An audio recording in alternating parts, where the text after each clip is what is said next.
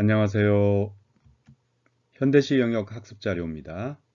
김인환 선생님의 저서 문학교육론 중에 한 챕터인 시교육론을 발췌 요약한 내용을 다루는 시교육론 두 번째 강의입니다. 저는 이 동영상 만든 이희주입니다. 네, 지난 시간에 보여드렸던 전문이죠. 이번 시간에는 맨 왼쪽 단, 다 끝내지는 못하고요. 맨 왼쪽 단 거의 다 이 동영상에서 다루도록 하겠습니다. 예, 첫 번째 슬라이드입니다.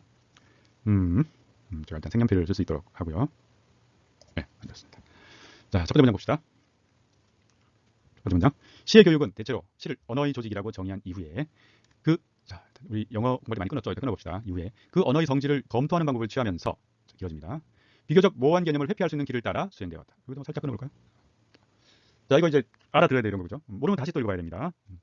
시의 교육은 이 문장이 큰 주어입니다. 이 긴 문장의 주어예요. 시의 교육은 어떠한 길을 따라 수행되어 왔다. 어떻게 하면서, 뭐만 이후에 뭐뭐 하면서 어떻게 수행되어 왔다 이렇게 말하고 있죠. 자, 맨 처음 작업은요. 시를 언어의 조직이라고 정의했어요. 시는 언어의 조직이야. 그러니까 그 성질을, 그래서 그 언어의 성질을 검토하는 방법을 취했어요. 이해하겠죠, 그죠? 여러분, 읽기 훈련 잘 된 사람 벌써 이해했죠? 시는 원래 좀 어려웠어요. 시가 뭔지가. 이 시 뭐지? 시의 요소가 뭐 있습니까? 말도 있고요, 그죠? 소리도 있어요. 말과 소리로 되어 있는데, 들여다 보니까 많이 어려워. 이거 가지고 무슨 얘기를 할 수 있을까 싶어. 시는 그냥 필로 있는 거 아닐까? 이런 망상들이 생각했습니다. 어떤 사람은 흥겨운 가락, 리듬 이런 게 좋아서 시를 즐기게 됐겠죠. 그런데 비교적 최근에 와서요, 20세기 들어서면서 이 문학 연구는 아주 오래된 학문이 아니에요. 물론 시학이 있었습니다. 시학, 고대 그리스에도 시학이 있습니다. 포에틱스라고 하죠, 그죠? 그리고 이 시는 요즘 시라기보다는 그 당시에 서사시인데요. 그리스에 서사시가 있었잖아요. 이 서사시를 가지고 이러쿵저러쿵 따지는 것을 시학이라고 했어요. 그러니까 요즘 시학하고는 다르다는 거죠. 이때 서사시는 요즘 말로 하면, 요즘 장르로 하면 시와 소설을 다 아우르고 있는 장르였던 거죠. 뭐 이런 정도가 이제 옛날에 문학 연구, 문학학이라는 말이 어색해서 문학학은 이런 말을 쓰지 않아요. 모든 것이 앞에다가 어떤 대상을 놓고 그것을 연구하는 것을 무슨 학 이렇게 합니다. 물리에 대해서 공부한다 물리학. 뭔가 세상의 물질들이 변해나가는 것에 대해서 공부한다 화학. 세상에 살아있는 것들이 많은데 살아있는 것 중에는 땅에 박혀있는 것도 있고 막 돌아다니는 것도 있어. 저런 거 뭐지? 생물학. 이렇게 다 만들었어요. 세상에 글이라는 게 있네. 글. 시도 있고 소설도 있어요. 그래 공부해볼까? 문학. 이라고 하고 싶었는데 글 자체를 문학이라고 해버렸어요. 오래전부터 글 자체를요. 여기다 또 학을 붙여야 되잖아요. 그래서 이게 어색해서 문학학이라는 말 안 쓰고요. 문학 연구라고 합니다. 그 시를 연구해보고 싶은데 아주 오래전에 문학 연구 있었던 것 같은데 이제 근대 또는 중세 이후에 대학이 생겨나면서 유럽 세상에서 우리나라에도 대학이 있었죠. 우리나라 대학이 고려 시대의 국가교육기관, 고등교육기관을 이제 우리나라 대학 교육의 기원으로 삼습니다. 대학이 생겨나면서 여러 가지 학문, 서양에서 일어났던 일입니다. 여러 가지 학문들 따져보니까 기원을 따져보니까 뭐 기하학이니 대수학이니 이런 게 다 옛날부터 있었어요. 그리스 또는 아랍 같은 데서 옛날부터 있었거든요. 그래서 아주 그 고색 창연한 형태의 학문 명칭들이 있습니다. 여러분 다 아시죠? 그 영어 단어 우리 왠더 힘들었잖아요. 학문. 근데 이 포에틱스, 포에티카 이렇게 말하는 시학 가지고는 이제 그 후에 복잡하게 진행되고 형성된 문학의 세계를 다 설명할 수 없다고 생각해서 좀 더 폭넓은 뭔가 학문적인 입장을 만들 필요가 생겼죠. 근데 그 전까지는 문학은 학문의 대상이 아니었어요. 중세와 근대의 유럽 대학에서는 문학은 학문의 대상이 아니었습니다. 조금 모욕스러운 일이죠. 지금은 여러분들이 공부하고 있는 요즘은 만화도 학문적 연구의 대상이 됐어요. 대중가요도 학문적인 연구의 대상이 됐습니다. 근데 이게 나중에 생겨난 일이에요. 학문적인 연구의 대상은 뭔가 굉장히 유서 깊고 심오하고 이런 것들이어야 한다는 편견들이 있었기 때문에 세상 사람들이 다 좋아하고 함부로 좋아하고 아무나 즐기고 하는 것들은 연구할 가치를 못 느꼈습니다. 그러니까 대중가요나 대중문화 이런 것들이 그렇죠. 문학이 오랫동안 그런 것으로 대접받아왔던 거죠. 그러다가 이제 문학 연구자들 중에서 똑똑한 사람들이 나타났어요. 문학도 그렇게 이거 좋네? 정말 좋네? 너도 한번 읽어봐. 이걸로 끝날 게 아니라 따져봐야 되겠다. 문학이 도대체 안에 뭐가 있길래 사람들이 이렇게 좋아하고 읽다가 울기도 하고 웃기도 하고 이러는 것일까? 시, 소설, 희곡 이런 것들은 어떤 기능이 있는 것일까? 인간에게 어떤 긍정적인 작용을 하는 것일까? 그런 작품들을 작가가 만들어낸다고 알려져 있는데 그 내부는 어떻게 이루어져 있는 것인가? 작가는 과연 어떤 뜻을 가지고 어떤 구조를 생각하고 그것을 실제 작품으로 실현해내는 것일까? 이런 것들을 따지면서 공부할 수 있다는 걸 증명해야지 대학교에 전공학과가 생기는 거거든요. 다행히 지난 세기 초에 똑똑한 학자들이 꽤 많이 나왔고요.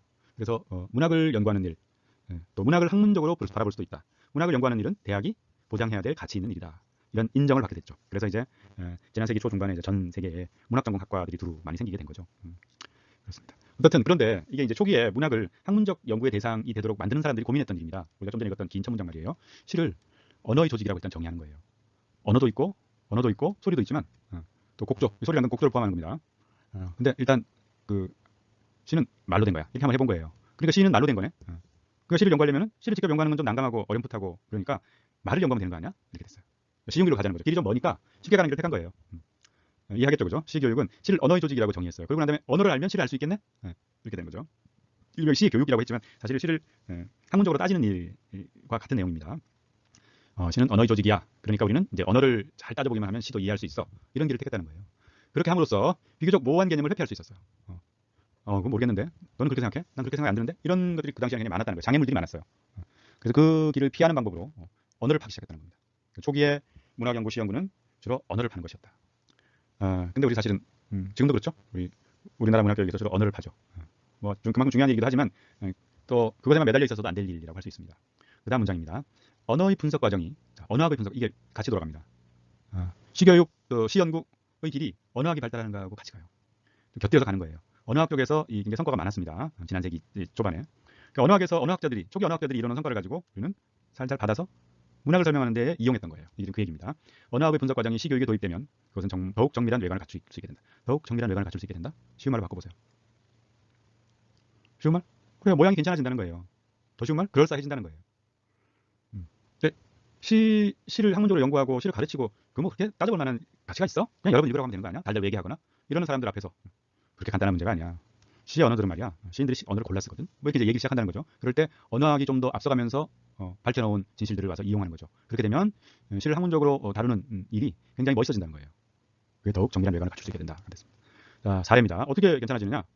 이미지 분석하는 데는 의미론이 활용돼요. 자, 앞에 것은 시 연구, 시교육의 일이고요. 뒤에 것은 언어학의 일입니다. 리듬을 분석하는 데는 의문론을 활용해요. 이렇게 하니까 어떻게 됐냐? 시 연구와 시 교육이 그대로 언어학의 한 부분이 돼버렸어요. 자, 당연히 지금 이 선생님은 이런 상황에 대해서 이런 상황을 마음에 들어 하지 않는 거죠. 이 김 선생님은 언어학도 공부를 많이 하셔서 이 무렵에 이미 언어학과 관련되는 번역서를 가지고 계실 때였거든요. 근데 언어 쪽으로 너무 쏠려 있다. 그거는 시교육에서 권장할 만한 것이 아니고 수정되어야 한다. 언어 분석만이 시를 이해하는 모든 것이 아닙니다. 이렇게 지금 주장하려고 지금 자리를 깔고 있습니다. 다음 단락 읽겠습니다. 그러나 이렇게 언어만을 중시하는 태도는 그 언어를 둘러싸고 움직이는 체험의 세계. 자, 중요한 겁니다. 이제 슬슬 핵심을 말하기 시작합니다. 그 언어를 둘러싸고 움직이는 체험의 세계. 뭐죠? 언어가 여기 있다면 이것을 포함하고 있는 큰 세계가 있다는 거예요. 그 큰 세계를 봐야 되지 않겠냐는 겁니다. 그러니까 똑같은 얘기죠. 나무를 보지 말고 숲을 보라는 이야기입니다. 체험의 세계에 대한 배려를 상대적으로 약화시킬 염려가 있다. 자, 이거 어려운 말 썼죠. 상대적으로 약화시킨다? 그냥 체험의 세계를 우습게 본다는 얘기죠. 중요하게 보지 않는다. 자, 이렇게 순간적으로 그냥 쉬운 말로 번역하고 넘어가야 됩니다. 어디까지 갔느냐? 나쁜 사례입니다.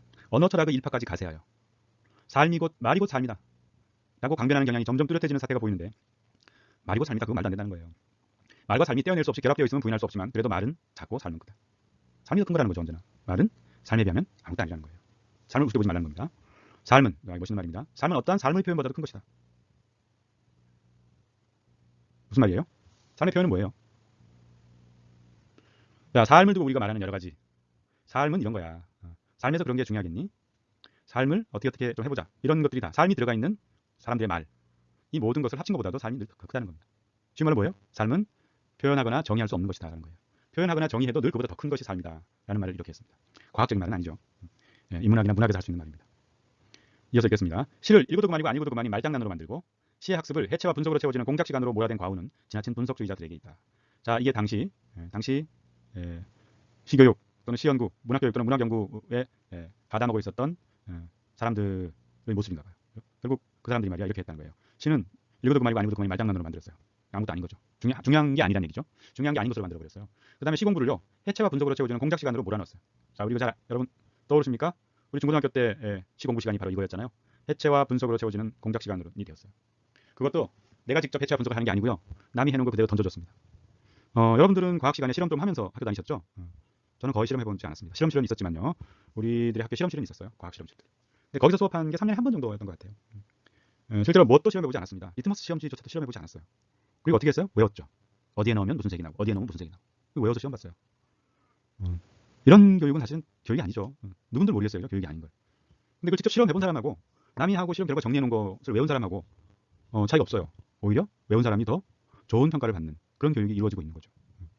제가 이번 학기 이 현대시 교육론 수업 시간에 시를 열심히 읽는 것으로 그냥 정말 흔히 말하는 머리 부딪히는 이른바 대가리 부딪히면서 시 읽고 한번 이야기해보자 라고 한 게 이 줄에서 말하고 있는 이런 꼴을 그만 보기 위해서예요.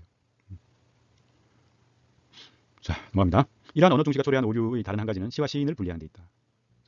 시와 시인을 분리해야 된다. 이건 이제 완전히 틀렸다고 말할 수는 없고요. 좀 복잡한 맥락이 있습니다. 다음 슬라이드에서 공부해 보겠습니다.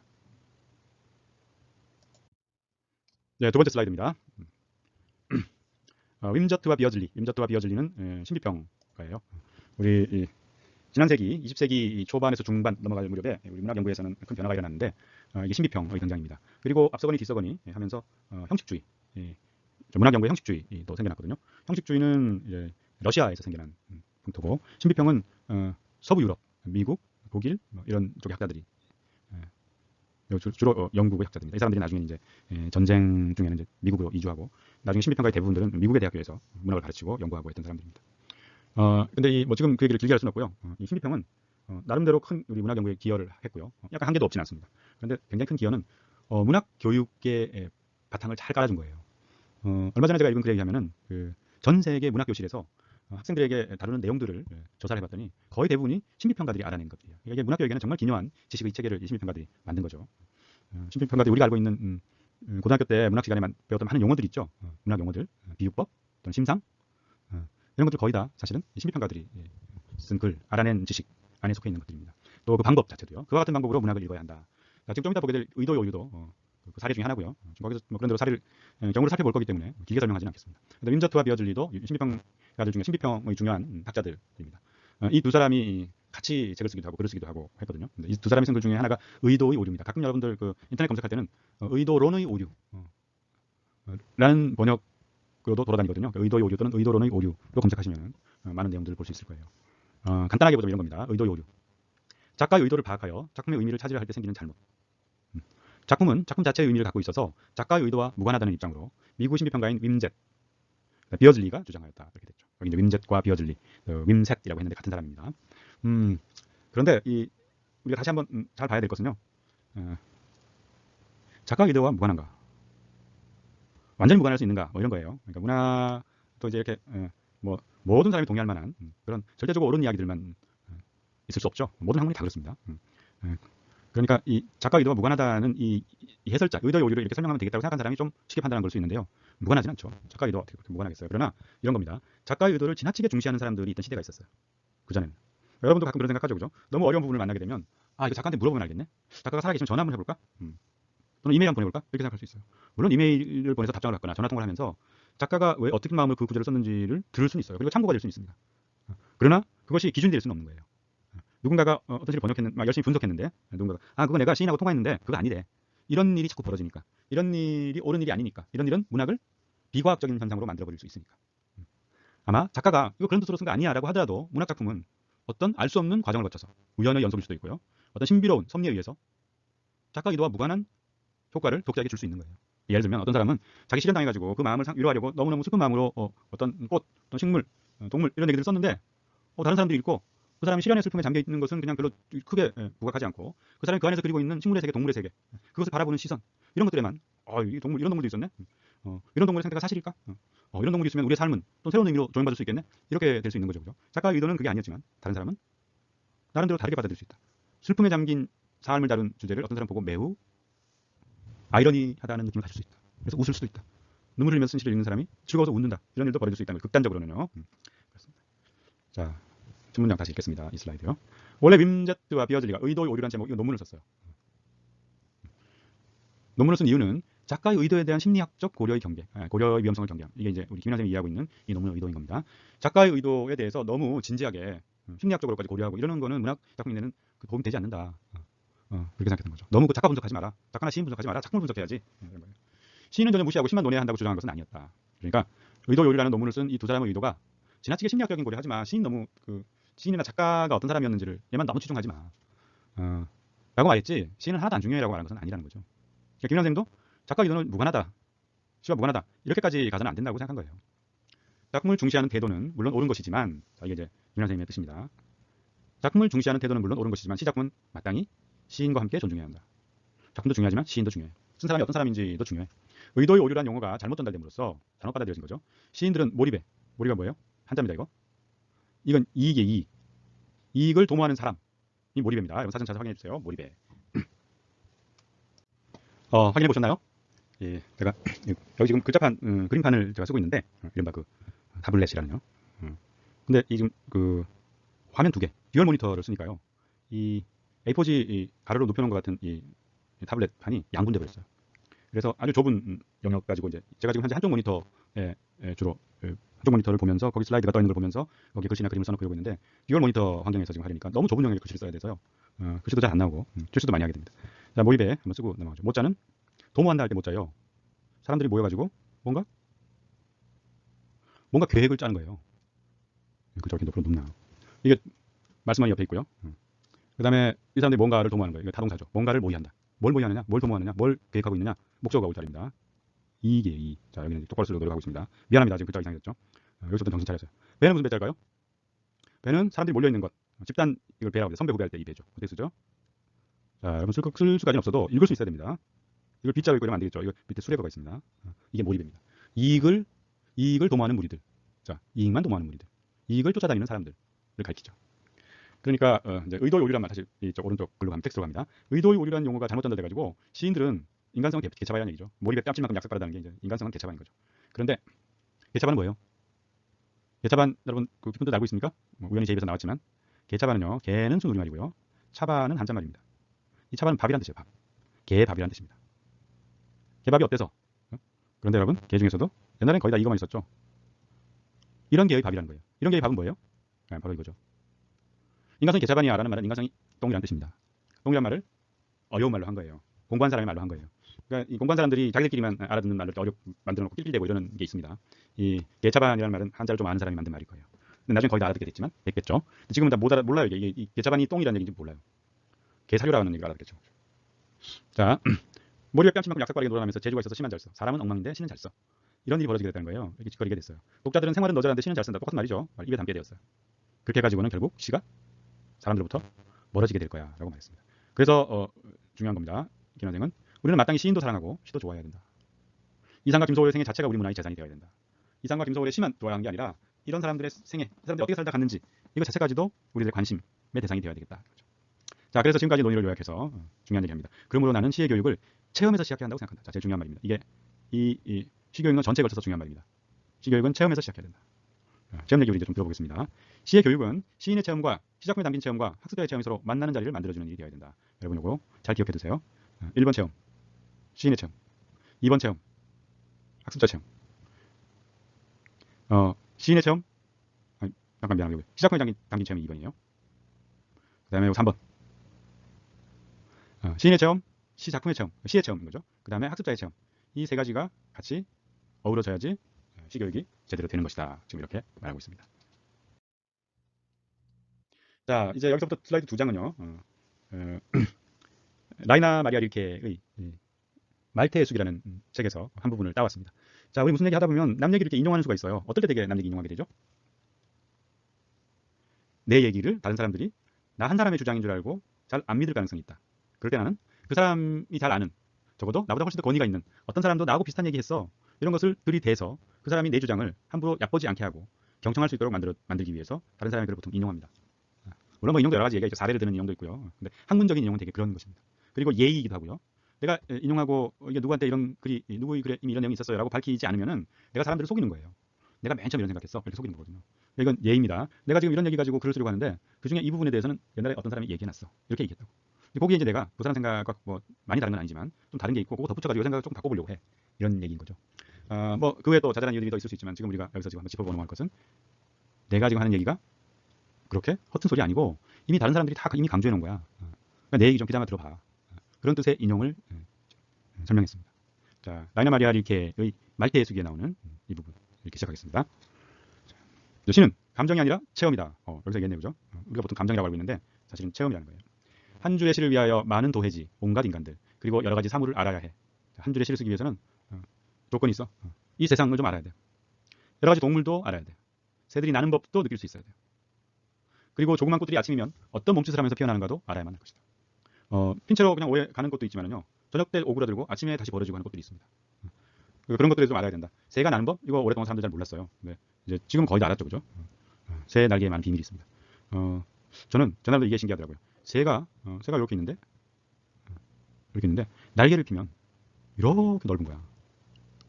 어떻게 이럴 수가 있지? 여러분 이해가 되십니까? 너무 넓은 거야, 너무. 궁금한 적 있어요? 이 날개 어떻게 하고 있는 거야? 대략 이 경우는요, 여러분 통닭 먹을 때 잘 보시면 됩니다. 닭날개 먹을 때 잘 보시면 돼요. 날개를 여기에 보통은 이렇게 보관하고 있잖아요. 근데 이 날개에 접었을 때 날개에 2배 반이 넘고 3배 가까이 되거든요. 날개를 교묘하게 이렇게 접고 있습니다. 여기가 몸통. 날개를 이렇게 접고 있어요. 신기하죠. 여러분 다음에 통닭 닭날개 먹을 때 잘 보세요. 뭐 그중에 닭 날개의 단면이 뭐 잘 봤더니 이렇게 생겨가지고 이게 이제 양력을 받는 모습이고 양쪽 압력 차이에 의해서 이 방법을 이용해서 비행기도 만들었다. 비행기 동체도 가능한 이런 모양으로 만들고 특히 비행기 양쪽에 옆날개들을 잘한 거죠. 이런 모양으로 만든다는 거잖아요. 자, 이런 게 이제 나는 법을 느낄 수 있다. 이런 것도 우리 나름대로 이제 해석해 보면 이런 것일 수 있겠죠. 지우고요. 자, 계속했습니다. 미지의 고장들 뜻하지 않던 회후. 회후 여러분 아시나요? 만남이라는 뜻이에요. 만남을 그냥 어렵게 말하면 이렇게 됩니다. 똥을 개차반이라고 하는 것처럼 만남을 회우라고 했었죠. 뭔가 이렇게 어려운 낱말을 쓰면 더 멋있어 보인다라는 생각이 올해부터 존재해 왔어요. 이 회우는 이제 이 고등학교 문예반 시에서 많이 썼습니다. 요새는 어떤지 모르겠어요. 저희 때는 많이 썼어요. 그냥 만남이라고 하는 것보다 뭐 훨씬 멋있어 보이잖아요. 회우. 여러분 부모님 세대가 노래방에서 즐겨 부르는 노래 중에서도 이 회우라는 노래가 있습니다. 자, 낯선 곳에 갔어요. 미지의 고장, 낯선 도시를 여행할 때. 거기서 근데 네가 여기서 웬일이야? 이런 사람을 만나게 됩니다. 또 멀리서 다가오고 있는 것이 보이는 일. 이건 뭘까요? 어떤 사람을 만나고 있는데 이 사람하고 오래 못 만나겠네. 이거 곧 헤어지겠구나라는 느낌이 팍팍 오는 거예요. 그죠? 그런 경험 있으신가요? 저는 있습니다. 이 사람하고는 오래는 못 간다. 그래서 여러분 많은 나이에. 그래서 그걸 이 시도 그렇지만요. 어떤 위대한 표현이 하나 나오면은 그게 괜찮으면 그 아류들이 자꾸 생겨요. 낱말 차원에서도 그런 일이 잘 생기고요. 그다음에 시에서는 이제 비유나 이미지 이런 것도 누가 괜찮은 거 쓰고 나면 비싼 거에 흉내내게 됩니다. 그렇게 영향을 주고받는 거예요. 그런 것까지 표절이라고 잘 말하진 않아요. 표절은 대놓고 똑같이 쓰는 것들을 말할 때 주로 쓰고요. 그냥 영향받아가지고 비슷한 표현 나도 한번 해보네. 이태백이 했던 시에서 했던 거 나도 한번 시에서 해봐야지. 써놓고 보니까 김소월이 말했던 거 비슷해졌네. 이런 일은 뭐 수시로 생기는 일입니다. 근데 대중음악에서도 그런가 봐요. 제가 책한 거는 이별의 예감이라는 말이 한 20년, 20, 30년 전에 어떤 작사가의 노래에서 쓰였어요. 이별의 예감. 그래서 이제 예감한 이별 뭐 이런 말도 쓰였고요. 그리고 이제 이걸 처음 쓰는 사람들은 나름대로 굉장히 독자적이고 주체적인 창의적인 능력 있는 작사가고요. 우리가 라디오에서 듣는 또는 인터넷에서 이렇게 맡아드리게 되는 노래들 많은 대부분의 노래들의 가사들은 수준 이하일 경우가 많아요. 그 수준 이하일 경우에 가사를 쓰는 사람들은 가사는 별로 안 중요하다고 생각하는 사람입니다. 그러니까 연주가 중요하고 멜로디가 중요하고 우리가 사람들 앞에 나가서 노래 불러도 되는 게 중요한 것이지 가사 하나하나 그거 별로 중요하지 않다고 생각해요. 그래서 요즘 많은 노래들이 가사가 잘 안 들리죠. 가사를 중요하지 않게 생각하기 때문이에요. 어떻든 가사에 별로 신경 별로 안 쓰는 사람들은 이런 가사를 누가 곡에 쓰면 금방 자기 거에 써먹어요. 이별 플러스 예감 이런 말을 써먹는 거예요. 그런 것 뭐 노래 가사에도 나올 정도니까 우리도 좀 안다. 우리도 그런 거 경험 좀 해봤다. 이렇게 말할 수 있겠죠. 자, 다 지우고 조금 더 하고 이제 좀 끝내야 될 것 같습니다. 이런 것들을 추억으로 되살려낼 수 있어야 될 것이다. 자, 추억으로 되살려낼 수 있어야 되는데 그러니까 이런 기본 경험이 있어야 되고요. 마음속에 그거에 대한 기억들이 있어야 됩니다. 그래야 추억으로 되살려낼 거 아니에요. 그러니까 여행도 많이 해두고 이런 견문을 넓혀둬야지 시를 쓸 때 그런 것들이 추억으로 떠올라가지고 시에 활용할 수 있게 된다. 이거죠. 자, 또 살아오면서 어떤 일이 있었는가 지금부터 나열하기 시작합니다. 아직도 그 의미를 파악하지 못한 어린 시절에 대한 추억. 어린 시절에 대한 추억? 그냥 어린 시절의 추억이라고 해도 되지 않을까요? 아직도 그 의미를 파악하지 못한 어린 시절의 추억. 그런 거 있죠, 여러분. 생각해보세요. 개인마다 다 사례가 달라서 이야기할 수는 없지만은 어떨 때 문득 생각날 때 있어요. 그거 뭐였지? 어릴 때 우리 마을에 있었던 그거 말이야. 그럼 왜 그런 일이 있었을까? 지금 전혀 이해가 안 되네. 무서운 일도 있고요. 웃기는 일도 있고 여러 가지 일이 있습니다. 기쁨을 갖다 주는데 이해를 못하는 탓으로 슬프게 만들 수밖에 없었던 부모에 대한 추억. 자, 이건 뭐 행복한 사람들 이야기죠.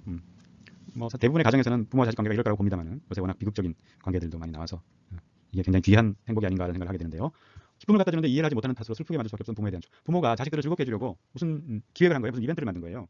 그런데 어린아이가 이해를 못해가지고 부모를 슬프게 했어요. 부모가 많이 생각해서 좋은 아이디어를 내가지고 어떤 일을 했는데 아이는 못 알아들었어요. 오히려 화를 내거나 울어버렸어요. 그런 일이 있을 수 있습니다. 내가 별나서네. 다른 아이들에게 그런 일은 즐거운 일이었다. 근데 내게는 그렇지 못했다. 나는 별난 사람이었으니까. 여러 가지 심각하고도 중대한 변화를 가지고 이상스럽게 나타나는 어린 시절의 병. 옛날에 그랬습니다. 어린 시절의 병들이 많았어요. 요즘은 특히 우리는 조금만 아파도 병원 가버리잖아요. 옛날에는 뭐 일일이 다 치료법을 알고 있지도 못했고 뭐 아직도 사람이 앓는 병 중에서는 원인도 모르고 병명도 모르는 것도 꽤 있다고 그러죠. 옛날에 얼마나 더 심했겠습니까? 그저 어린아이들이 그런 시련을 스스로 이겨내서 살아남아주기를 부모들은 어른들은 바랬던 거죠. 저의 아버지 할아버지 세대들 아이들을 낳아서 성인이 될 때까지 또 결혼해서 또 2세를 낳을 때까지 살아남은 사람 절반 정도밖에 안 돼요. 옛날에는 더 확률이 낮았을 때도 많았겠죠.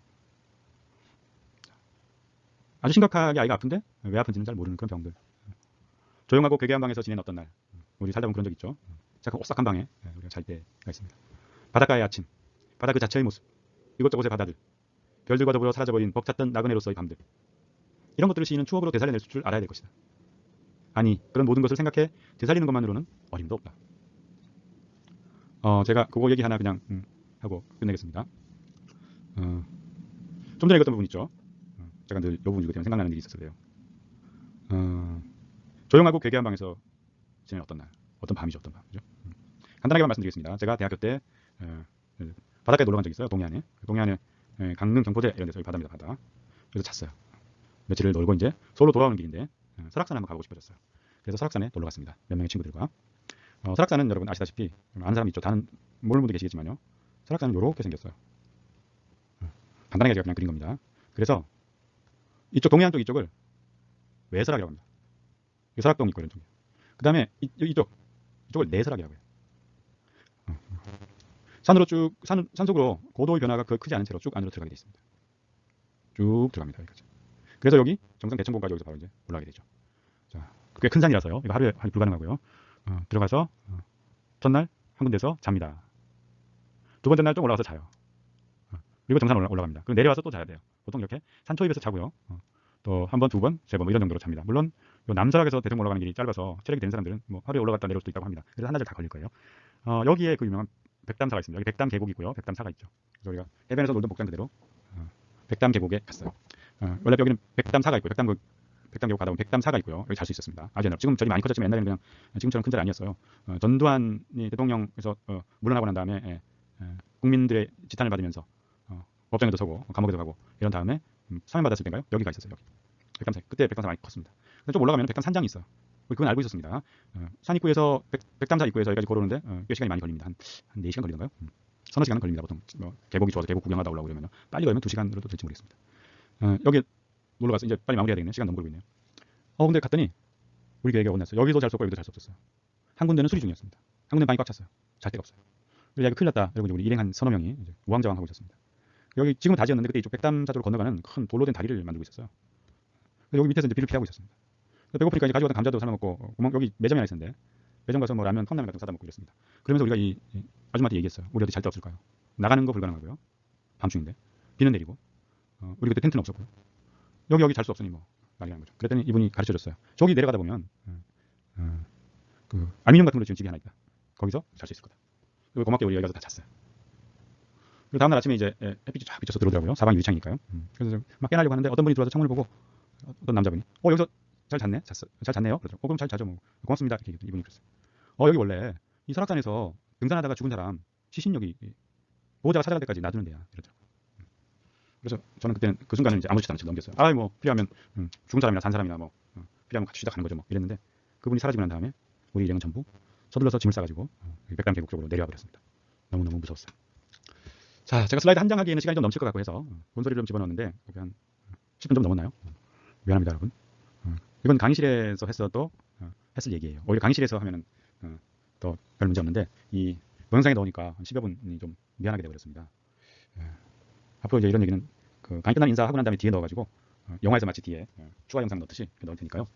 안 볼 사람 안 볼 수 있도록 바쁜 사람 빨리 나갈 수 있도록 그렇게 해야 되겠습니다. 오늘의 시행착오 때문에 제가 추가 영상 아이디어를 지금 방금 떠올리게 됐네요. 지금 이 슬라이드에서 떼내려면은 동영상 편집을 해야 돼요. 이 슬라이드는 그냥 넘어가고요. 다음부터는 여담이나 조금 한 5분 이상 해야 될 만한 이야기가 있으면은 수업하고 전혀 무관하진 않은 얘기를 좀 한다고 노력합니다만 아닌 것도 들어있겠죠. 강의 끝내는 인사하고 난 다음에 슬라이드 한두 장으로 집어넣도록 하겠습니다. 두 번째 강의 여기까지입니다. 여러분 수고하셨습니다.